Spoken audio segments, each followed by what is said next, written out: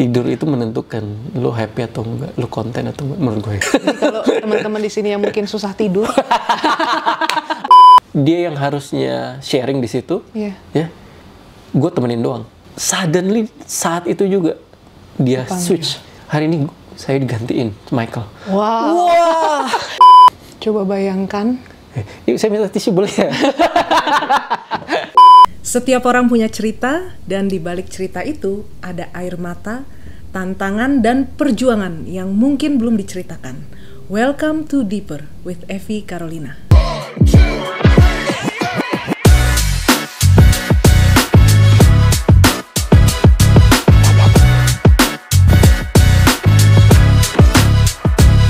Welcome to Deeper with Evi Carolina. Oke, jadi hari ini senang sekali kita kedatangan tamu yang spesial, seorang pengusaha dan investor yang sukses, co-founder dari AFC Life Science Indonesia, Pak Michael Tampi. Thank you, Evi. Luar biasa Pak Mike, thank you so much nih. Suatu pengalaman yang berharga nih. Bisa langsung podcast perdana juga nih dengan Pak Michael Tampi ya. Apalagi saya ya, ini happy banget karena sebagai yang pertama dia undang Evi. Wah. Catat ya, sorry kedua sih, ya, sorry Barna. Oke, jadi Pak Mike, seperti apa sih kalau kita boleh flashback sedikit perjalanan awal mulanya Bapak boleh mengenal dan terlibat dalam AFC Life Science Indonesia? Oke. Baru mulai udah begini ya. Jadi AFC Life Science. Jadi itu pertama kali memang diperkenalkan oleh, of course, Pak Ernest ya. Kemudian Pak Ernest mengajak bergabung di AFC. Tapi sebelumnya saya sudah banyak mendengar tentang Pak Ernest gitu ya. Yang menarik dari beliau adalah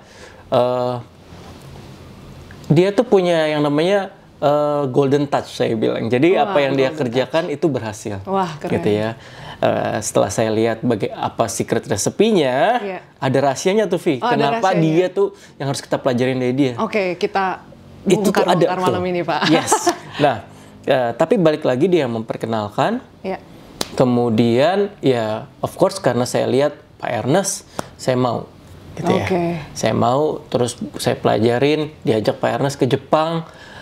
Sebelum semuanya settle, diajak ke Jepang, ketemu sama perusahaannya. Dari situ saya udah amazed.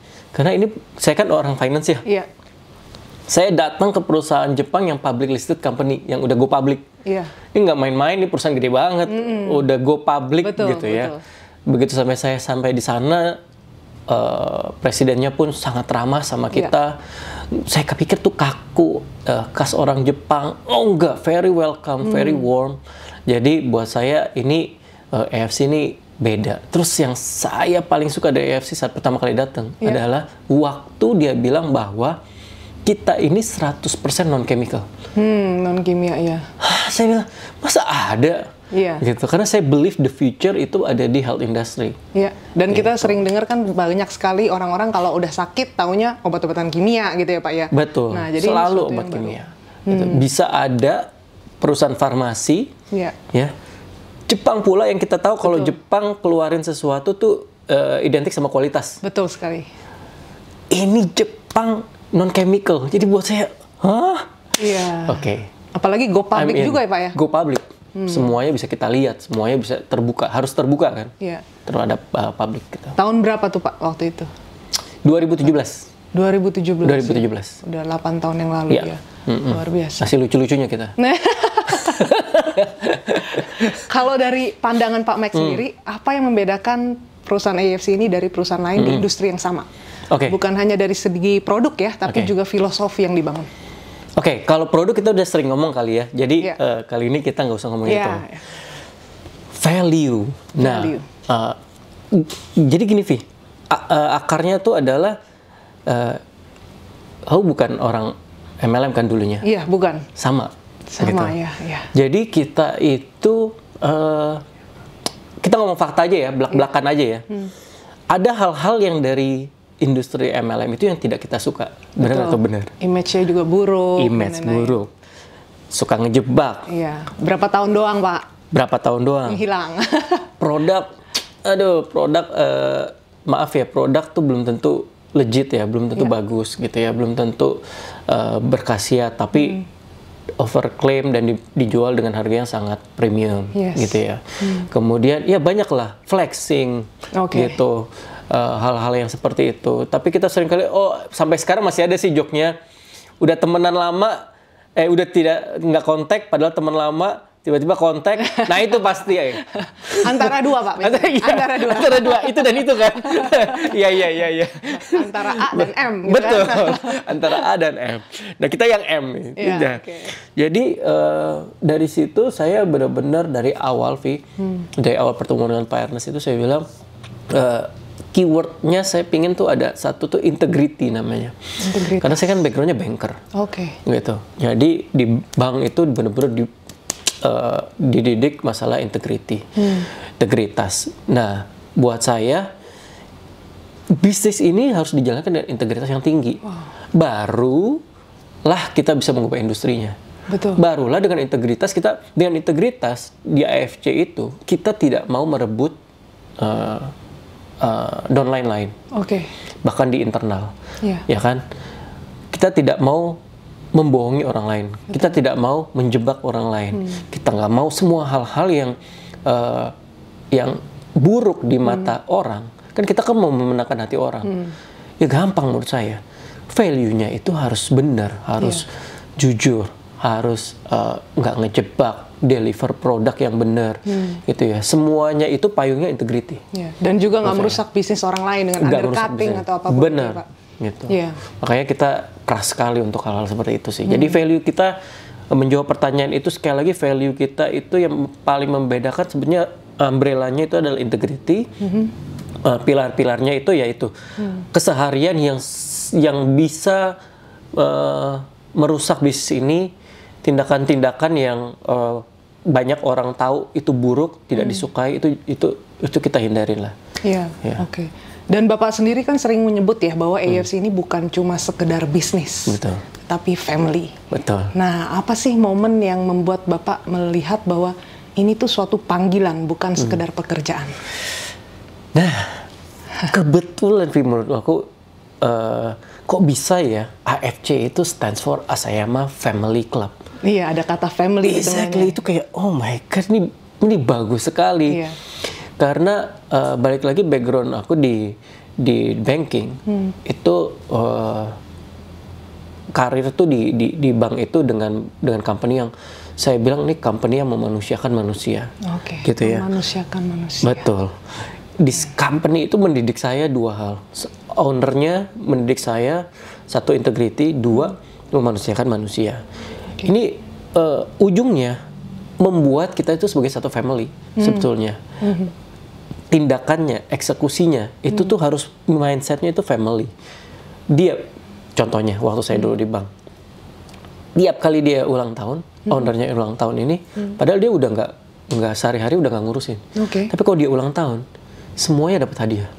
Hadiahnya apa? Bukan uang, bukan apa? Buah. Wow. It's sampai di kita tuh nice gesture gitu loh. Sampai kita yang paling bawah tuh kayak, hah? Simple things padahal. Simple thing, tapi kita tuh di treat sebagai manusia. Kita tuh diperhatikan gitu ya. Kita tuh dianggap sebagai lu tuh satu family kita karena gue yang ulang tahun. Iya. Gue akan memberikan sesuatu buat family gue. So buat gue itu pelajarannya, dan di AFC itu kebetulan family juga. Ada kata family di situ, kenapa enggak kita pakai itu sebagai value-nya. We are one family. Gitu ya. Family itu artinya besar banget. Satu, untuk family kita melakukan apa aja. Ya kan ya. Kita berhasil biasanya tuh drive-nya untuk family. Family, betul. Gitu. Tapi jangan lupa, seringkali juga family itu yang bikin kita berantakan. So it's ada risk-nya juga menurut saya. Tapi yang kita di sini kita berharap dengan value family itu, kita satu keluarga di AFC, kita ambil sisi positifnya. Kita saling support, saling dukung, saling lihat, oh ini tuh keluarga gue, janganlah gue sakitin. Ini keluarga gue, janganlah gue ngomongin. Gitu. Apalagi hal-hal negatif, apa segala ya. Kalaupun ada kesalahan, yang namanya family itu identik dengan konflik, benar atau enggak? Iya. Lebih banyak konflik dengan family daripada sama teman biasanya. Iya. Gitu. Tapi sebaiknya dalam satu family itu harus ada selalu rekonsiliasi lah gitu. Saya pengen di sini semua juga punya mindset itu karena kekeluargaan juga. Betul. Ya. Karena mengerikan, Vi. Karena seringkali dalam sebuah MLM itu yang dikedepankan itu adalah reward uang. Oke.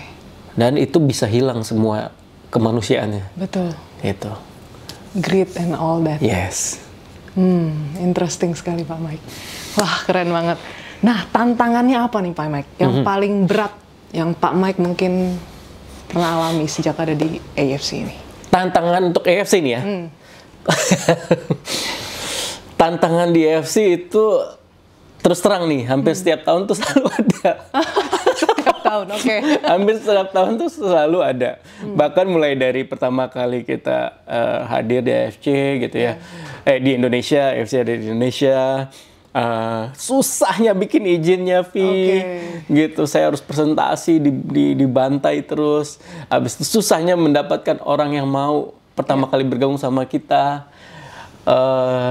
Susahnya tiba-tiba laku, masalah juga. Barangnya nggak ada. Inden kejadian nggak cuma sekali, tapi inden pertama paling painful. Karena apa? Again, saya punya bisnis banyak. Value-nya, prinsipnya semua sama, integratif. Jadi begitu kita nggak deliver waktu pertama kali inden tuh, itu omongan orang tuh kejem banget. Tapi nggak bisa salah karena industrinya udah terbiasa mengalami fraud demi fraud, ya kan? Jadi orang bilang ini pasti duitnya diambil sama foundernya. Aduh. Ada Pak soalnya waktu itu masa inden itu. Itu yang pertama atau kedua? Kayaknya kedua, Devi. 2021 Pak. Nah, itu yang kedua tuh. Kedua ya. Ya itu kan sempat juga sampai 2 bulan orang baru dapat barang. Wah, ini jualan konsep atau apa gitu. Mohon maaf ya, Vi. Jadi yang pertama itu bos, yang kedua udah mulai tenang lah saya karena terbukti kita bisa deliver dan masih ada orang-orang sekitar yang meyakinkan nggak apa-apa kok, don't worry gitu ya. Masih ada orang yang pernah ngalamin dari kejadian pertama. Tapi waktu kejadian pertama, Vi, itu orang-orang tuh saya bilang gila nih, gue udah pasti dicap penipu nih. Jadi very stressful, and then kita kumpulin, kita ngomong, saya bilang juga Pak Eros, udah kita ngomong di depan, kita minta maaf. Gitu.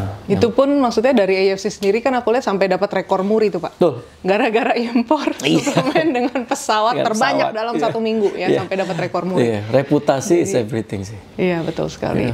Nah, jadi kalau mungkin sekarang kita gali banyak ke sisi ya. Kalau ditanya, saya nggak bisa pilih satu, Vi. Karena selalu ada. Setiap tahun ada aja, tapi itu kan bukti kita naik level, Pak. Yes, betul. Keren sih. Tapi kalau mungkin aku gali ke sisi yang lebih personal lagi ya, Pak ya. Kita kan mau tahu lebih dalam lagi nih tentang seorang Pak Michael Tampi gitu ya. Ini nggak enak nih. Kalau kayak Bapak melihat ke belakang, siapa sih sosok atau pengalaman hidup yang paling membentuk cara Bapak berpikir dan mengambil keputusan hari ini? Saya boleh sebut beberapa ya. Boleh. Yang pertama Pak Karmarka Surya Udaya. Jadi dia pendiri Bank NISP. Itu sekarang OCBC berubah. Dia tuh yang tadi saya bilang, dia tuh yang mengejarkan di saat saya pertama kali berkarir, manajemen training, terus ketemu dengan sosok yang seperti itu, very humble. Dia datang terus setiap pagi di kantor itu. Kalau di lift sama dia orang yang mencetin semua lift. Semua lift dipecatin, bukan ya, iseng banget. Nggak, kalau misalnya ke satu lift sama dia nanya, kita lantai berapa, dia mencetin. Dia yang terakhir keluar. Dia yang terakhir keluar. Dia tunjukin gitu ya. Terus saya, waktu dia ngajar kita, waktu itu udah senior sekali sih Bapak. Udah komisaris dia. Waktu dia ngajar, dia ingetin saya bahwa, kami semua diingatkan bahwa kerja di bank itu kayak berdiri di 2 dunia, satu penjara, satu ya kehidupan kalian. Itu lo pilih yang mana? Gitu. Salah sedikit, ngorbanin integritas sedikit, masuk penjara. Terus dia tuh orang yang saya ingat banget saya ke toilet dia ada di sana, dia bisa ingat sama saya. Wow. Gitu. Itu buat saya, saya anak baru kan manajemen training, fresh graduate. Oke. Siapa gua gitu ya? Iya. Lu mau ngingat kita gitu ya? Siapa kita? Tapi orang seperti dia mau ngingat, itu pertama. Jadi I learn a lot. Terus dia punya satu quote yang dipakai sampai saat ini, tidak ada yang tidak bisa. Tidak ada yang tidak bisa. Gitu. Jadi fighting spirit seperti itu yang saya dapetin. Itu yang paling berpengaruh satu. Gitu. Terus kedua namanya Rene Suardono. Jadi dia dulu disebut sebagai career coach. Okay. Dia yang membantu saya jauh lebih berkembang daripada sekarang. Okay. Gitu. Jadi yang saya paling belajar dari dia adalah bagaimana kita menghidupi passion kita, dan bagaimana dia menjadi manusia yang dia salah satu tujuan hidupnya adalah menciptakan rockstar, kita bilang, menciptakan bintang. Jadi bukan dianya. Menciptakan bintang, menciptakan orang lain menjadi bintang. Iya, betul. Jadi from nobody to somebody. Gitu. Saya bisa sampai di titik ini salah satunya karena hasil mentoring dia. Gitu. Saya dulu kalau ngomong di depan, sekarang kan kalau di AFC ngomong depan, bahkan selalu jadi yang pertama dulu nih, gitu ya, suruh pembuka, gitu. Kalian nggak tahu tangan dingin apa segala gitu. Tapi seorang Pak Michael Tampi ya bisa ya tangan dingin ya. Makanya kan gue bilang kalau itu gue masih ini Angga nih ada saksinya. Nggak, gue laporan waktu terakhir di cruise, laporan udah latihan sekian menit. Ternyata di stage juga lebih. Iya. Soalnya gue nggak bisa dulu di depan. Itu keringet basah kuyup, literally, dan kelihatan keringetnya basah kuyup, pakai baju basah kuyup. Dulu tuh nggak bisa banget. Sampai gue diceburin, benar-benar di satu conference dunia. Dia yang harusnya sharing di situ. Ya, gue temenin doang. Cuman temenin. Suddenly saat itu juga dia switch. Hari ini saya digantiin Michael. Wah. Depan berapa banyak orang tuh, Pak? Nggak inget deh. Tapi masalahnya itu kan orang asing semua bule di Montreal. Saya ingat banget. Di Montreal, ya Tuhan, gila, gue udah sadar itu gila, semua bahasa Inggris udah hilang. Udah ngaco semua. Keringet gede jagung. Tapi begitu selesai dia bilang you did it. Gitu. Saya tahu, no, gue hancur banget pasti. Still dia bilang you did it. Habis itu confidence saya naik. Itu yang orang bilang bisa karena biasa, Pak. Bisa karena biasa. Sekarang udah terbiasa, apalagi sekarang ya. Kalau bisa diganti, jangan yang pertama, boleh nggak? Boleh. Gitu. Jadi itu 1, 2, dan Warren Buffett itu saya belajar banget tentang finance dari dia. Gitu ya. Mungkin yang 3 inilah ya, yang saya bilang sangat amat berpengaruh dalam kehidupan saya gitu. Kalau dari pengalaman hidup, basically, ada lagi nggak? Banyak. Masa kecil mungkin, atau masa lalu mungkin. Apa nih? Pengalaman-pengalaman hidup yang membuat Bapak, oh saya harus menjadi lebih baik lagi mungkin hari ini. Karena zaman dulu seperti apa tuh? Bener. Soal ini ya, soal pendidikan sebetulnya, Vi. Pendidikan itu momok. Buat saya itu bagi semua orang, harusnya pendidikan itu momok bagi semua orang. Karena pendidikan itu yang paling mahal. Gitu. Literally mahal biayanya. Gitu. Jadi saya tuh pengalaman hidup yang saya paling pelajarin ya, saya banyak sekali hampir putus sekolah karena nggak punya uang. Gitu. Jadi buat saya harus mengubah itu, menghentikan siklus itu ke generasi berikutnya, yaitu anak saya. Jadi salah satu pelajaran saya ya itu, saya harus ngerti soal finance, saya harus ngerti bagaimana mengatur keuangan supaya saya tidak membuat anak-anak saya itu mengalami apa yang saya alamin. Gitu. Dan saya sangat concern di pendidikan. Dan apa, Pak, momen yang mungkin paling sulit yang Bapak pernah alami secara pribadi, ada nggak? Secara pribadi? Yang paling membekas gitu. Ini lagunya apa nih kayak biasanya? Jadi kayaknya ini mimpi buruk untuk semua anak-anak kali ya, atau semua manusia kali ya, yaitu waktu orang tua saya divorce. Gitu. Okay. I really didn't see that coming soalnya, karena I thought saya punya keluarga yang baik-baik aja. I thought gitu. Itu masih satu SMP. Saya bukan dari track record student yang buruk juga gitu. Saya punya prestasi juga gitu ya dari SD. Tapi once saya tahu kejadian itu, keluarga divorce, orang tua divorce, sejak itu berantakan semua. Gitu. Mulai dari nggak naik kelas, mulai bergaul yang ngaco, gitu ya. So it affects your life ya Pak ya? Really sampai detik ini masih. Jadi kayak itu kayak runtuh dunia gitu ya. Kayak semua impian, semua masa depan kayak gue mau ngapain lagi gitu ya. Gitu. Apalagi kan satu SMP itu kayak masih pencarian jati diri ya. Gitu. Jadi buat saya itu sangat berat, ya, sangat berat.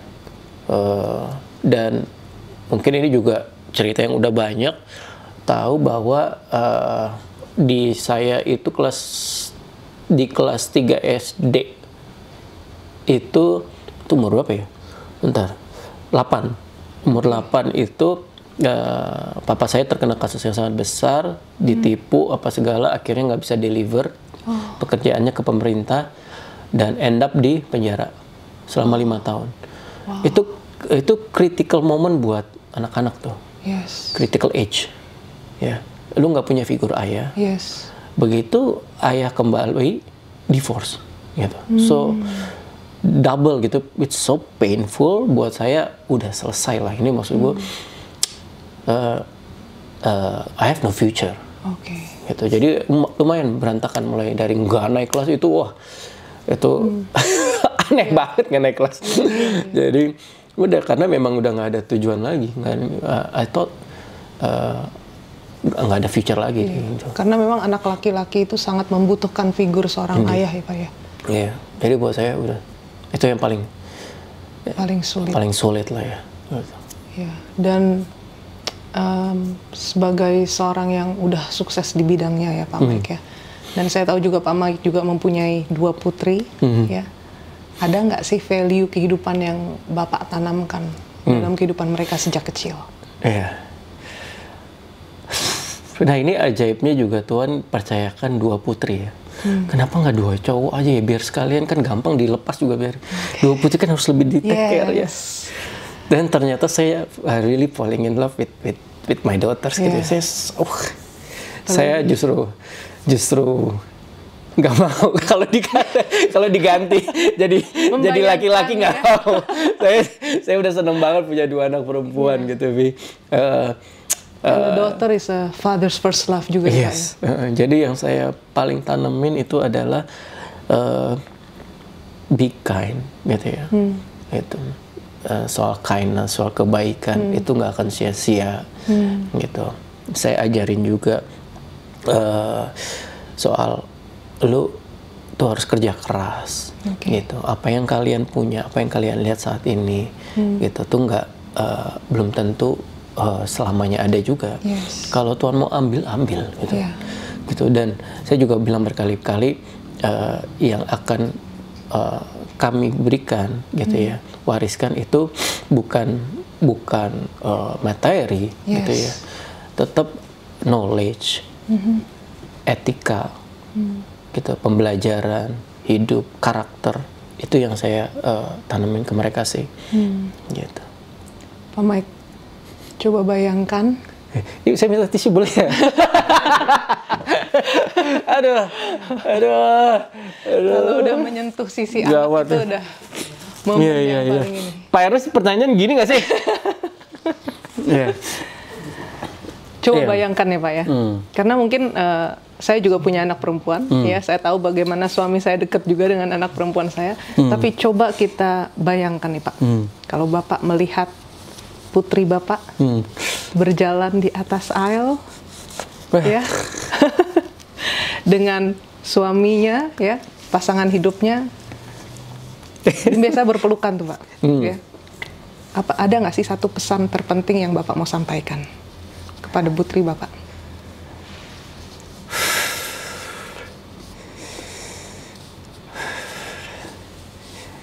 Bayangin aja udah berat ya.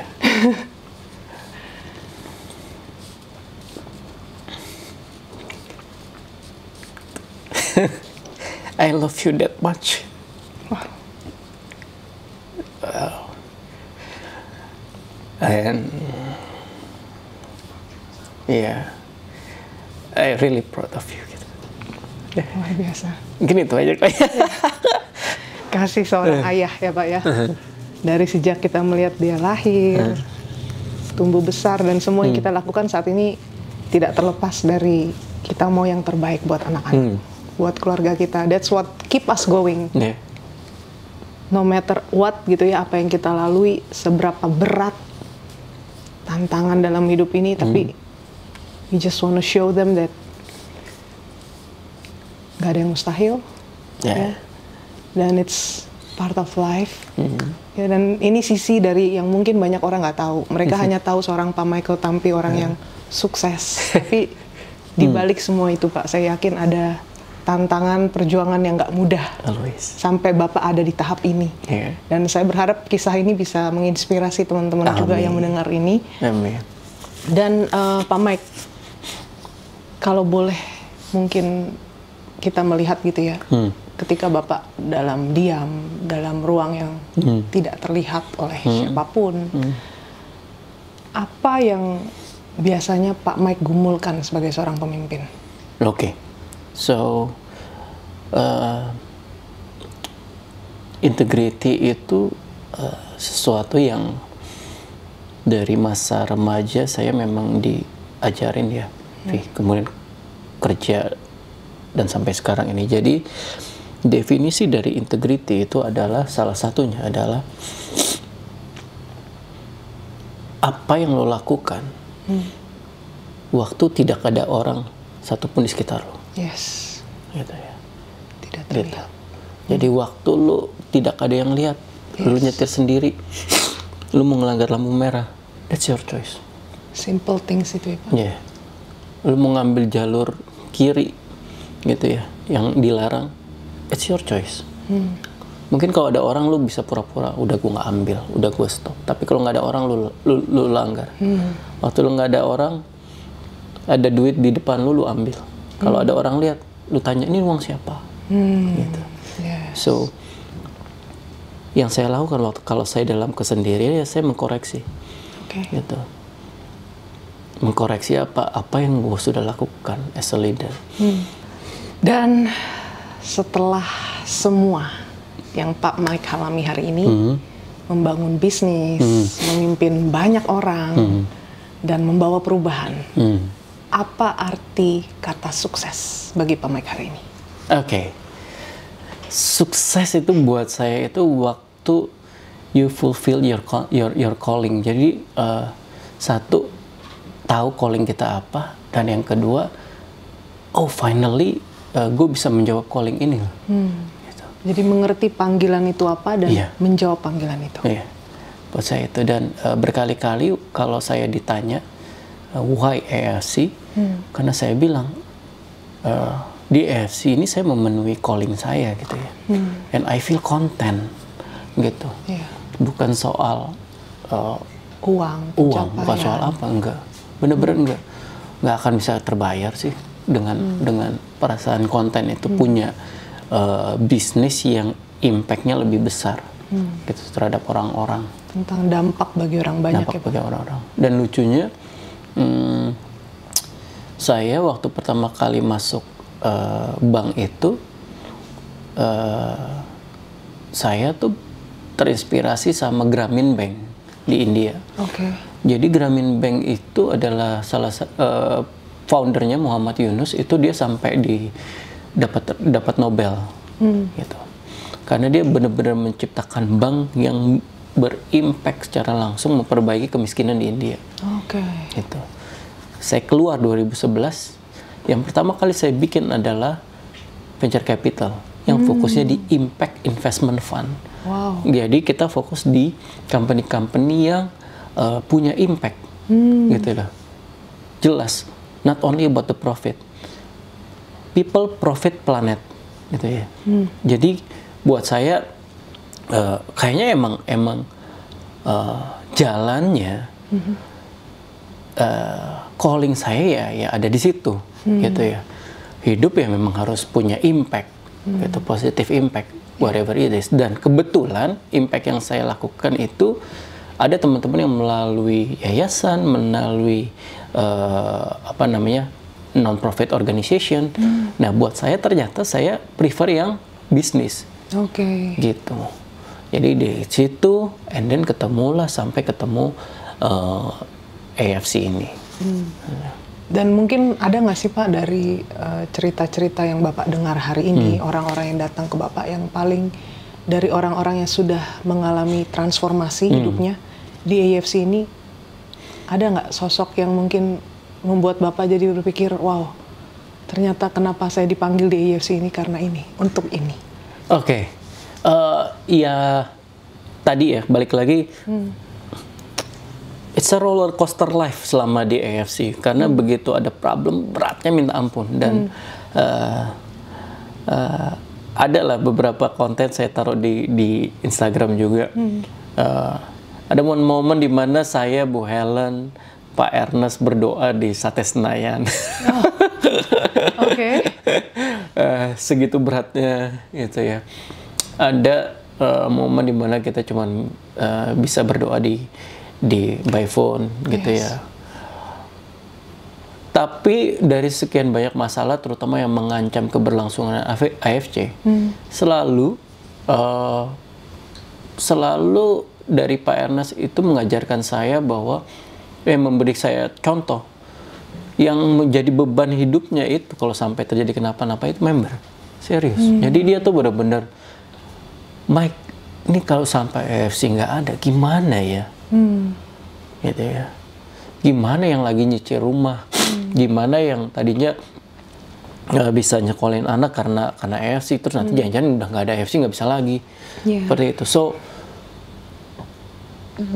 hati seperti itu yang membuat saya juga mendapatkan ketenangan dan belajar bahwa iya, kalau ditanya siapa, ya member-member sih. Jadi saya pengalaman berdiri, saya ingat banget di Bandung, saya berdiri di belakang lagi LOP, tiba-tiba ada yang datang bilang thank you Pak, gini saya bisa sekolahin anak, kasih lihat gini-gini, thank you, apa sakit dan sekarang udah bisa jalan apa segala itu drive-nya ya Via. Ya, nggak bisa dinilai dengan uang. Nggak bisa sih. Lu mau kayak apa juga nggak bisa sih. Karena dampak itu yang memang nggak mudah ya Pak ya. Tapi itu that's what makes life meaningful. Betul. Betul. Dan tanpa mengesampingkan ini ya. Bahwa visi kita, misi kita adalah kita pengen sejahtera di sini. Iya. Gitu loh. Betul. Tapi more than just that lah, intinya kita ingin membawa dampak. Betul. Dan menjadi wadah transformasi sekali lagi. Dan Pak Mike, kalau mungkin kita bisa mundur ke 20 tahun yang lalu. 24 tahun berarti. 24 tahun. Apa yang mungkin Pak Mike mau sampaikan kepada diri Bapak di masa itu? 24 tahun ya. Baru mulai berkarir. Saya paling bisa bilang saat itu ya, kalau saya ingat momen umur segitu, have no fear. Jangan takut. Jangan takut. You are on the right track. Gitu. Karena itu umur-umur di mana saya nggak tahu sebetulnya what should I do, gitu ya. It's sangat penuh dengan ketakutan, penuh dengan ketakutan masa depan. Gua nggak punya apa-apa, gitu, bingung. Gitu. Jadi mungkin kalau boleh ketemu dan bilang mau meyakinkan aja kalau you are on the right track, walaupun tetap ya masalahnya banyak sekali, tapi ya. But then again, ini 20 tahun nih Pak ya, sudah berlalu. Are you content with what you are doing right now? I do feel content every day. Luar biasa ya Pak ya. Apalagi ketika kita melihat bahwa nggak cuma diri kita aja, tetapi banyak orang-orang lain yang juga mengalami transformasi itu. Kalau boleh nambahin ya, Vi, I think dulu saya so ambitious karena I was so poor. Saya tuh miskin banget gitu ya, sampai, waduh, panjang lah itu cerita ya. Tapi buat saya, kalau ditanya sama saya yang paling kalau ditanya apa yang paling saya takutkan, itu jadi miskin. Tapi saya bukan artinya saya pengen kaya raya.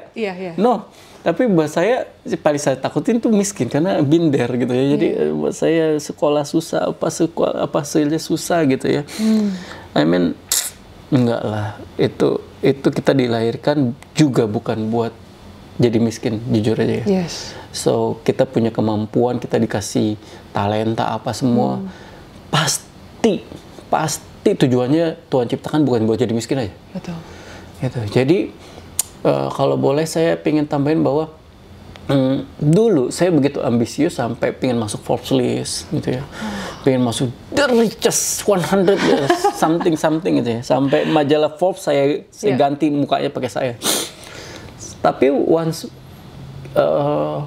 saya belajar dan dapetin that happiness dari impact yang kami buat, dan saya buat dari awal-awal, bahkan dari sebelum ketemu AFC, semua itu berubah gitu. Dan lebih kerennya lagi, waktu kita memberi, lu nggak pernah miskin, nggak pernah akan jadi miskin. Dan waktu lu punya impact, amazingly, dunia ini memberikan, gue bilangnya dunia loh, bukan cuma Tuhan, definitely itu dari Tuhan. Bahkan dunia ini suka memberi kita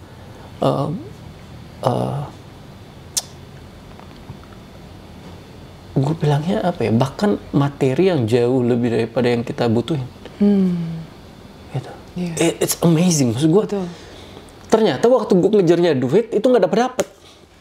Tapi semakin banyak kita memberi, justru makin kita diberi, Pak. When you feel content gitu, drive-nya bukan uang, ada purpose-nya gitu ya. Itu lucunya malah makin banyak. Gitu. Kepercayaan orang-orang gitu. Doing business sama kita karena dia tahu reputasinya si Michael tuh begini. Gitu. Karena kita semakin banyak kita juga, maksudnya motivasi kita bener ya Pak ya, untuk kita jadi berkat buat orang, pasti ada aja jalannya. Betul. Dan itu ya. Dan yang saya suka juga itu dalam dunia itu, lu baru saya post tuh, ngintip ya, bentar, ngintip, saking barunya jadi lupa. There are two kinds of people in the world, givers and takers. The takers may eat better. But the givers sleep better. Wah. Lah itu bener banget. Iya betul. Itu bener banget. Takers, orang-orang takers nih konotasi negatif ya. Hanya mengambil, greedy apa segala. Iya, lu mungkin di depan semua orang lu kelihatan you eat better. Lu bisa makan sekali yang fancy, lu bisa drive fancy cars dan everything. Iya. Tapi belum tentu waktu lu tidur lu lebih baik daripada gua. Gitu. Belum tentu kita puas juga gitu. Tidur itu menentukan lu happy atau enggak, lu konten atau enggak, menurut gue. Jadi kalau teman-teman di sini yang mungkin susah tidur, apa yang terjadi? Iya, menyimpan sesuatu kan? Oke. Pak Mike, mungkin terakhir ya, jika kurang lah. Tapi jika podcast Deeper ini didengarkan oleh seseorang yang mungkin lagi berada di titik terendah dalam hidupnya, apa pesan yang Bapak mau sampaikan dari hati Bapak yang terdalam? Since saya pernah di posisi itu ya, Via, gue pernah di posisi itu, jadi izinkan gue berbagi prinsipnya. Bahwa hidup itu waktu kita di bawah itu paling gampang soalnya sebetulnya. Karena jalan lu satu-satunya cuma naik. Kalau lu di bottom, jalan satu-satunya lu cuma naik. Gitu. Atau kalau pilihan lu diem sih keterlaluan ya. Ini mati aja. Tapi sebetulnya pilihan lu udah nggak ada ke bawah lagi. Hanya bisa itu naik. Lebih berat orang yang di atas karena lu bisa jatuh ke bawah dan itu berantakan semuanya. Lu nggak akan bisa bangkit lagi. Lebih berat gitu. Biasanya Pak ya? Lebih berat. Good news-nya adalah semua depends on you. Lu manjat, lu naik, pokoknya jalan lu berusaha, lu fight gitu. Yang penting harus terus melangkah. Fight aja gitu. Karena nggak ada pilihan lain. Nggak ada pilihan lain. Dan hidup itu harus seperti gue bilang tuh, kalau sampai dapat kesempatan, gue bilangnya kesempatan lu jatuh, lu terus kayak bola. Semakin dibanting keras, bounce-nya harus makin tinggi. Bola dilepas begini, pelan, bounce-nya, rebound-nya pelan. Tapi makin lu dibanting makin keras, dia makin tinggi, makin naik. Lu mentalitas lu harus gitu. Kalau sampai dikasih kesempatan ngalamin masalah, remember that lu lagi dikasih kesempatan buat naik. Bounce even higher. Keren. Tapi jangan kabur. Kalau gue selalu bilang ada orang my ex boss di bank namanya Michael Mangundap, dia juga ngajarin itu. Pokoknya gue tanya, Pak, kenapa sih lu setiap kali ada masalah kita pun lu take over gitu. Why? Dia bilang dia suka aja. Karena setiap dia selesaiin masalah itu dia slightly higher. Gitu posisinya. Dia ngerasa level dia naik. So saya jadi belajar. Setiap ada masalah saya malah seneng. Malah gue hadepin sampai selesai karena itu pasti ada rewardnya dari Tuhan. Ketika kita lulus kita bisa level up ya Pak ya. Keren. Wow, thank you so much Pak Michael Tampi buat insight-insightnya. Thank you. Terima kasih udah berbagi sisi yang mungkin selama ini orang nggak tahu. Tapi saya percaya dari sini teman-teman semua yang mendengarkan podcast bersama Pak Michael Tampi ini bisa menemukan arahnya lagi. Makna dibalik kenapa mereka berjuang dan kenapa mereka harus terus berproses, nggak boleh nyerah, nggak boleh putus asa. Karena ketika kita berada di titik terendah, berarti itu waktunya untuk kita naik ke atas ya Pak ya. Betul. Luar biasa. Oke, thank you so much Pak Michael Tampi. Sukses selalu, Vi. Terima kasih buat waktunya. Dan juga sampai jumpa ke podcast selanjutnya.